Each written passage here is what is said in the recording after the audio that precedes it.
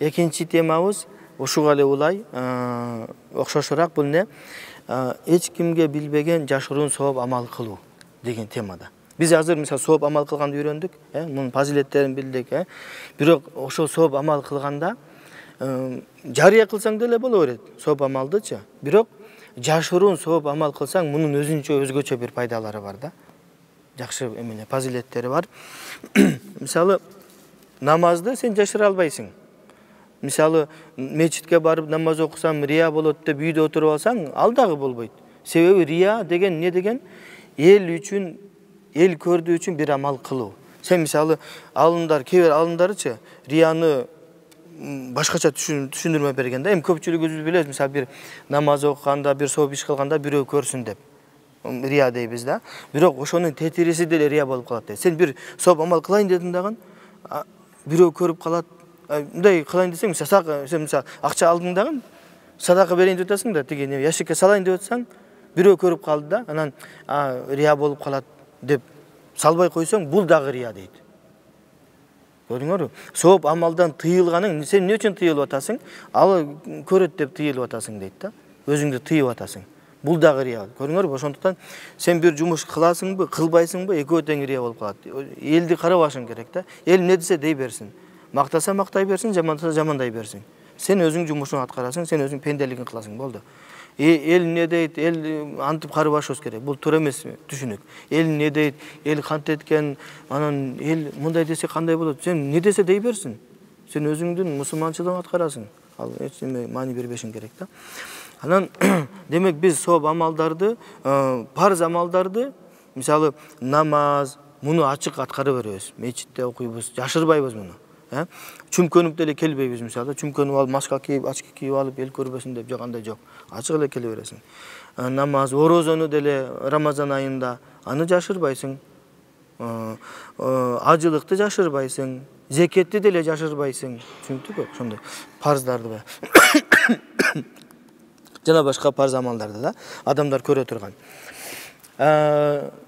Бирок ошол эле учурда баягыдай сооп амалдар болсо, парз эмес, сүннөт, ошону жашырганыбыз бул жакшы. Ачык деле кылабыз, бирок арасында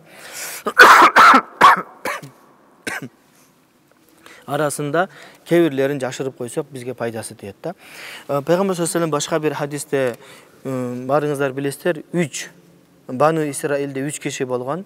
Ошолор баягы тоонун астында этегинде бара жатканда жамгыр катуу жаап, анан алар бир үңкүргө чуркап кирип алышат. Кире калсалар чоң бир таш келип оозун тосуп калат. Ал жакта анан эми кантип аябай чоң, эми физически эме күч жетпейт экен, түртүп көрөтүп болбойт. Анан эмне кылабыз дегенде алар айтат, бул жерде бир гана Алла Таалам, биз Алла Таалага сооп амал менен кайрылышыбыз керек дейт.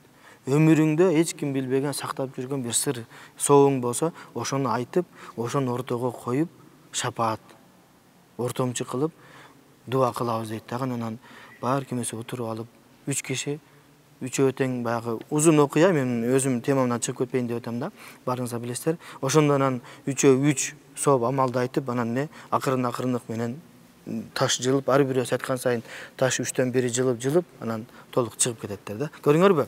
Демек, ошондой жашыруун сооп амалың болуш керек да. Биз баягы олияларга баягы физиканын законун бузган, мыйзамын бузган бир эмелер, кубулуштар болуп кетет го, карамат дейбиз, Пайгамбарларга мужиза берилген, олияларга, таква алымдарга, таква кишилерге карамат берилген да. Бул эмне? Мисалы бир мүмкүн болбогон жерден бүттү өлдү дейсиң, карасаң тирүү чыгат. Бүттү кыйрады дейсиң, тирүү чыгат, аман чыгат. Бул Алла Тааланын, себеби ал киши Алла Тааланын эң сүйүктүү пендеси. Ман адали валиян факат азантуху бил харб дейт Алла Таалам хадис кудсиде. Ким менен олияма, мен жакшы көргөн пендеге дейт, душмандык кылса, факат азантуху бил харб, мен ага согуш ачам дейт. Көрдүңөрбү? Ошондой даражага жетишибиз керек да, биз ибадат кылыпчы. Эч кимден коркпой турган даражага жетесиң, ошондо сага адамзат ким зыян келтирем десе деле зыяны тийбейт да сен. Себеби Алла Таалам сени коргоп турат да. Биз ошондой даражага жетишибиз керек да. Пейгамбар салам дагы бир хадис айтат. Rubba ash'athin aghbar law aqsama ala Allahi la abarrahu deydi. Ash'ath aghbar balkim bir pende deydi. Sanda жок адамдын көзүнө илинбеген bir адам бар дейт. Ash'ath aghbar бул чачы бүт мындай жүдөп кеткен, чачы өсүп жүдөгөн, анан бүт чаң баскан, сапарда жүргөн да. Law aqsama ala Allahi la abarrahu дейт. Эгер Алла Таалага касам ичип бир нерсе сураса, дуа кылса, Алла Таала ошол заматта дуасын кабыл кылат дейт. Ошондой деңгээлдеги пенделер бар да арабыздачы. Биз билбейбиз. Биз багы адамдын сырткы келбетине карап мындай бай болсо, машинасы таза болсо, ошого карап калганбыз да. Ошол намаз сырты келбети жакшы болуп, анан намаз кылган болсо, бул Кудайга жакын окшойт деп. Жок, шарт эмес. Алла Таала менен пенденин ортосундагы мамилени эч ким билбейт, бул сыр. Кээде көзгө илинбеген адам ошондой даражада болуп калышы мүмкүн да.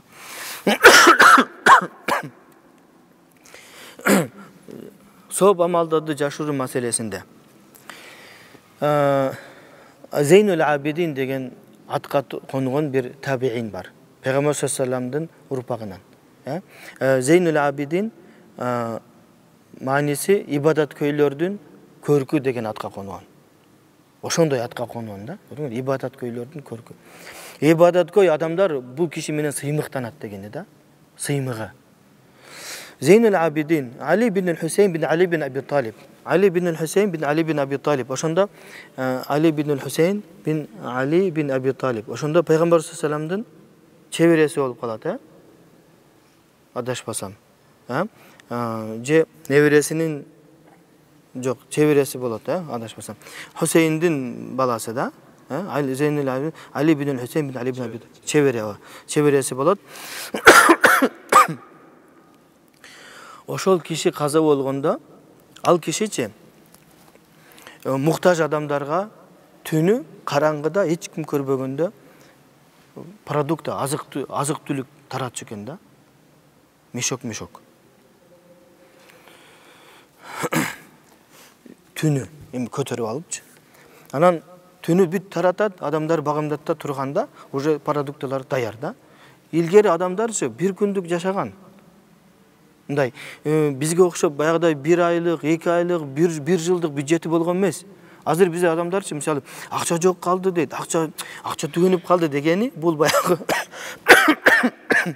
Азыр мисалы биз июнда болсок, мисалы августтагы же сентябрдагы немем жете турган акчам түгөнүп калды. Менин азыркы акчам бюджетим бир 2 ай, 3 айлык эле болду деген да, кызыл жанып калды дегеничи.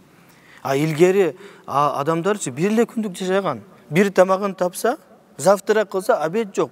Обед кылса, ужин жок. Ушинтип жашагандар. Биз шүгүр кылганды билбей жатабыз, шүгүр келтирбейбиз Алла Таалagачы. Мындай альхамдулилля дейбиз, бирок чын жүрөктөн эмес да. Түнү продуктларды таратчу. Эртең менен турсалар багымдатка. Эмне? Тамактары даяр бир күндүк. Ошентип жүрүп бүт баягы муктаж үй бүлөлөргө таратчу экен да. Анын ошол киши, ошо Зейнул Абидин, Пейгамбардын чебереси ошол кайрымдуулук кылганын кантип билишти? Ал эч кимге айткан жок. Ал каза болгондо билдилер. Каза болгондо жууп жаткандарда караса, денеси бүт чийилген да. Арт жагы, желкеси. Адамдар көрүп, бул каякта биз тааныган Зейнул Абидин эмес, бул бир грузчиктин денеси го дейт. Бул эмне жумуш кылыптыр дейт. Эч ким деле билбейт, грузчик кылып иштегенде эле эч ким билген эмес, көргөн эмес да. Анан көрсөлөр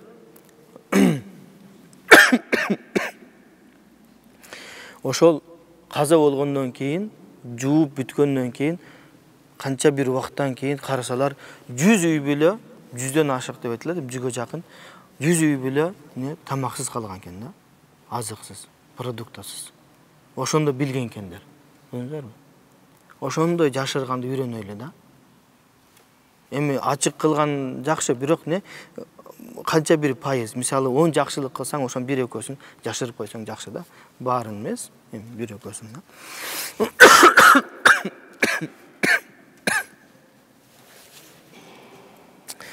да.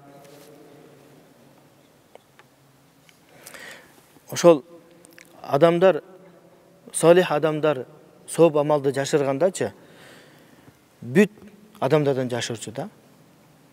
Эч ким билбейт. Жада калса аялы, бала чакасы, эч ким жакын досу деле билген эмес. Ошондой даражада жашарышыбыз керек.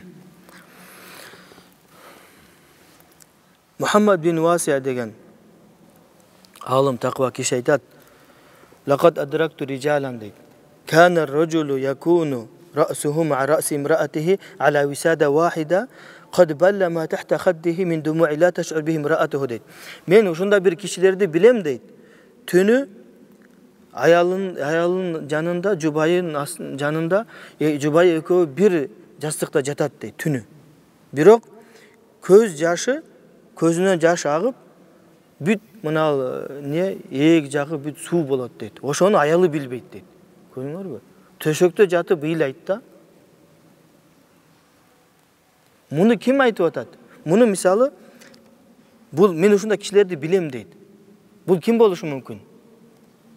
Бул киши өзү болушу мүмкүн. Себеби ал айтып атпайбы? Ким билип коюптур мисалы сен түндө ушундай ыйлап атканыңды? Аялың билбесе анда ким билмегиле? Ал жакта камера болбосо мисалы да. Кудай сактасын. Вот, бул көбүнчө ушундай кишилер өзүн айтып аткан болот да. Мен ушундай бир кишилерди билем деген бул өзүнү. Мен ушундай кылдым десе анда канча жылдык ибадатын баарын жууп кетет да. Ошондуктан жашырып мен ушундай кишилерди билем деп айтат да. Бул факт. Ошондой эле айтат: "Мен ушундай бир кишилерге жолукканмын" дейт. "Намазда турганда жанындагы кишиси билбейт, өзү ыйлап турчу" дейт. Жанындагысы сезген эмес аны ыйлаган, көз жашы агызган дейт. Эми жамаат менен намаз окуганда мындай эл көргөн жерде намаз ыйлап окуган жакшы эмес, макрух болот. Себеби мындай бул ыйлай турган жер эмес да. Сен ыйлайсаң, жашырып үйүңө барып, ошол эч ким көрбөгөн жерде ыйласаң жакшы болот да. Анан мындай публикада ыйлаган жакшы эмес да.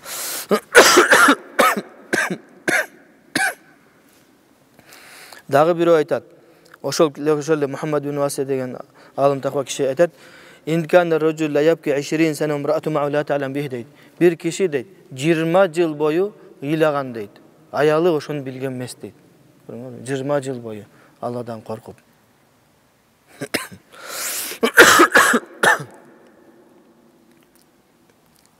Ыйлоо боюнча Пайгамбар саллаллаху "Саб'атун юзиллухумуллаху йаума ла зилла илля зиллуху" дейт. Алла Таалам 7 түрлүү кишилерге ошол көлөкө болбогон күнү кыяматта 7 түрлүү кишилерге көлөкөсүн коёт, көлөкөсүн берет деген.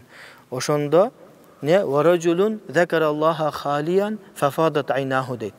Бир киши эч ким жокто, жалгыз калганда Алланы эстеп көз жашы агызса, мына ошол киши кыяматта Алла Таалам мага көлөкөсүн берет дейт да. Ошончолук аябай фазилеттүү амал да. Биз ошону үйрөнөйлү. Эгер азыр эле барып алып бүгүн түнү ыйлабашың мүмкүн, мисалы бирок эгер сен ушуну эстеп калсаң, запись кылып койсоң, мегечи, ал как немеге планга киргизип койсо, 1 айдан кийин, 2 айдан кийин, балким 1 жылдан кийин ыйлап башташың мүмкүн да. Бул дагы жакшы сооп да. Анан мен ушинтип жалгыз калганда ыйлайм деп айтып жүрбөгүлө да. Дауд бин Аби Хинд айтат. Ошол киши 40 жыл орозо кармаган экен. Татауа 40 жыл бою нафил орозо кармап, сүннөт. Эч ким билген эмес экен 40 жыл бою. Дүкөнү болгон экен, эртең менен чыкканда завтракты алат. Ал үйдөн завтрак, каяка дейт да, завтрак орозону билип алаттар да. Ошого аялына дагы айткан эмес да, бала чакасына дейт. Мисалы, эгер завтрак десе, жок, мен жебейм десем, неге жебейсиң дейт да. Анан ошого завтрагын алгандагын барып садака кылып койчу экен. Обед келсе, обедти да завтрак кылып, садака кылып, ужунда үй бүлөсү менен тамак жеп жүрдү. 40 жыл бою. Эч ким билген эмес. Муну көбүнчө ошол кишилер бизге ушундай бир кишини билем деп айтып кеткен да. Мен деген жок. Ушундай бир кишини билем. Ишенсеңер болот, мага бул факт деп, жомок эмес мисалы. Бул чын болгон окуя депчи. Ошондой эле ушул киши Давуд бин Аби Хинд 20 жыл 20 жыл түнү намаз окуйт, аялы билген эмес. 20 жыл.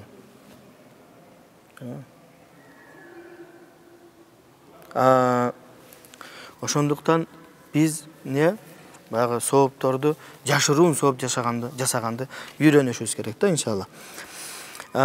Мулк сүрөсүндө Алла Таала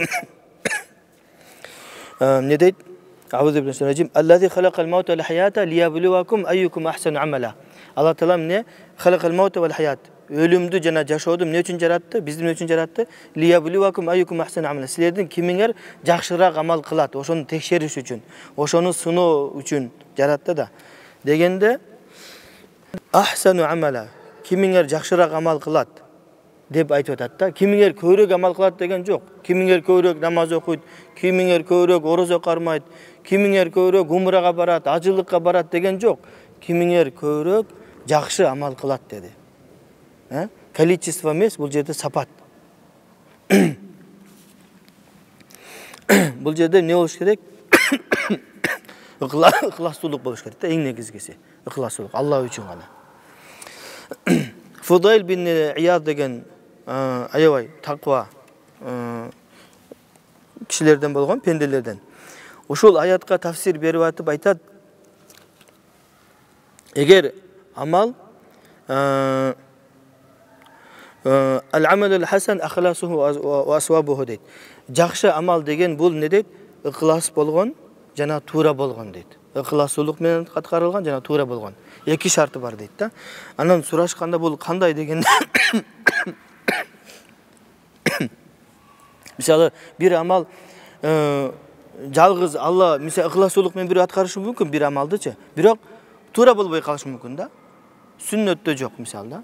Ал аябай ыхласуулук менен жасады, бирок сүннөттө жок, сооп жок да. 0. Же болбосо бирөө сооп амал жасайт, ыхласуулук жок, ага деле сооп жок. Ошондуктан сооп амалга сооп болуш үчүн ыхласуулук керек жана ал эмне сүннөткө дал келиш керек. Пейгамбар саллаллаху алейхи вассаламдын сүннөтүнө дал келиш керек.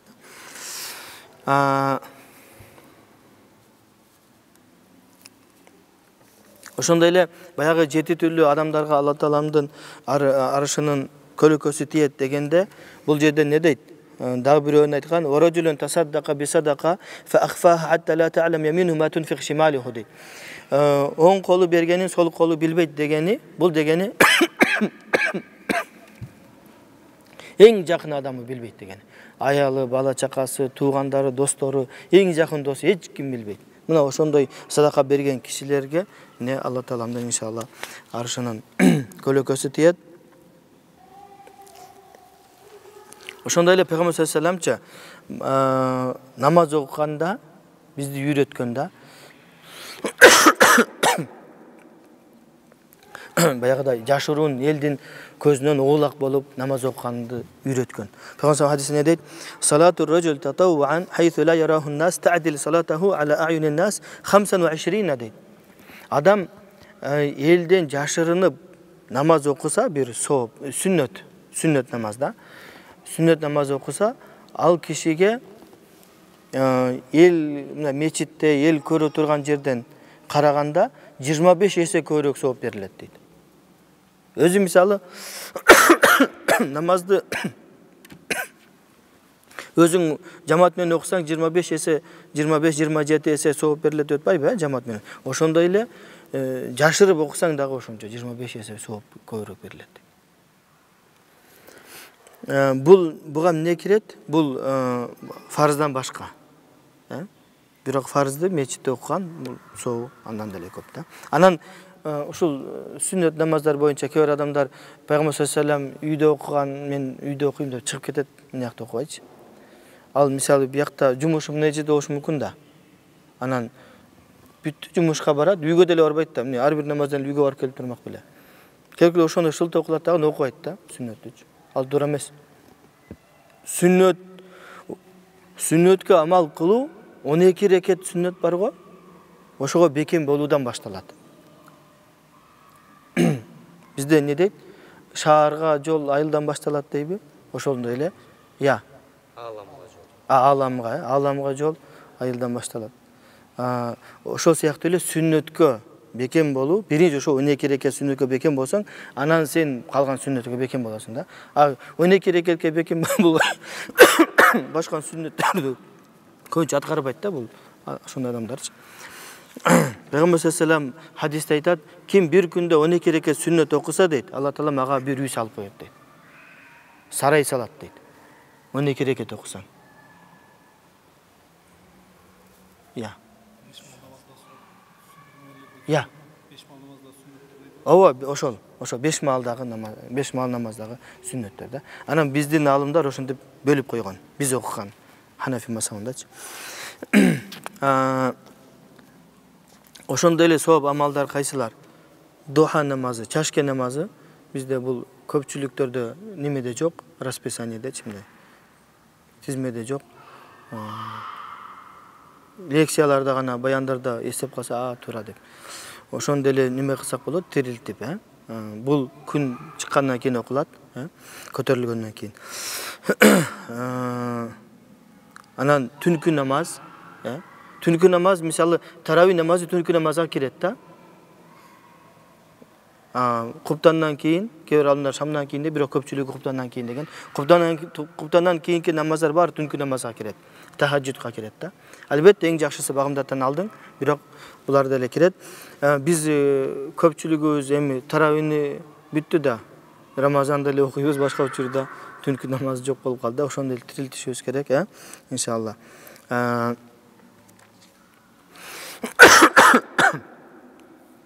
Баягы элдин көзүнчө мындай публикада намаз окуп ыйлаган жакшы эмес. Себеби бул жерде бир ривайет келген. Не дейт? Бир киши мечитке кирип аябай катуу ыйлаптыр да. Аябай катуу ыйлаганда Абу Умама Талбахили деген сахаби айтыптыр да. Анта, лау кана хада фи байтик дейт. Сен ушунун үйдө болгондо деген да, ушул кылганыңды ушул үйүңдө жасасаң жакшы болмок депчи. Ошондуктан кээ бир ибадаттарды жашыруп кылган жакшы.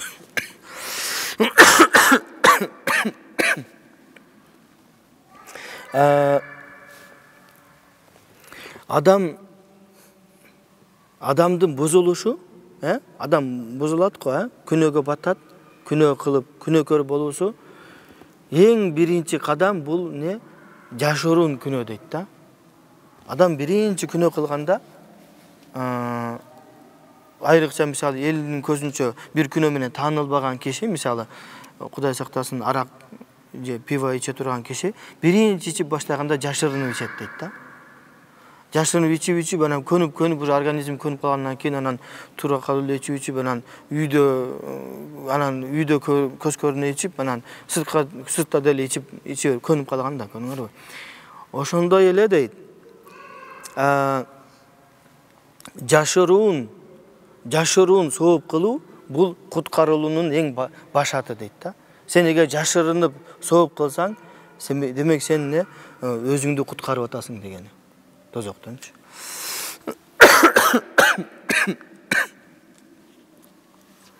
Демек биз айттык, жашыруун садака кылганды үйрөнөлү, жашыруун намаз окуганды үйрөнөлү, түнкү намаз, жашыруун Куран.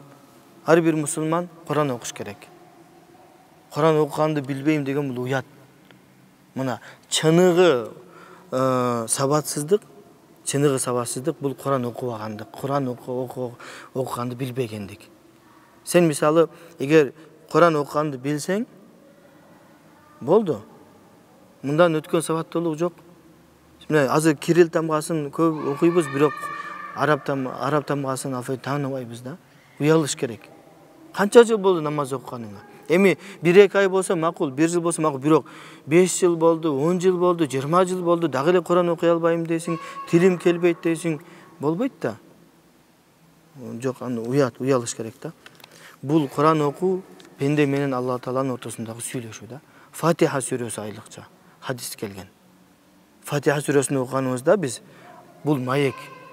Бул өзүнчө окуя, хадистерде келген. Zübeyir bin el-Avam деген sahabe айтат. Силер дейт, жашыруун соогуңар, жашыруун күнөө кыласыңар го дейт. Эми баарыбыз күнөө көрбүз да, таптаза адам жок да. Таза адам болсо анда ал периште болуш мүмкүн. Же болбосо периште болсо ана адам болбой калат. Же болсо пайгамбар болуш мүмкүн. Пайгамбарлар бүттү да. Мухаммад саллаллаху алейхи пайгамбар жок. Демек баарыбыз күнөө көрбүз да. Айтат, силер жашыруун күнөө кылгандай эле дейт. Силерде жашыруун күнөөңөр бар, эч ким билбеген, пенде менен Кудайдын ортосунда.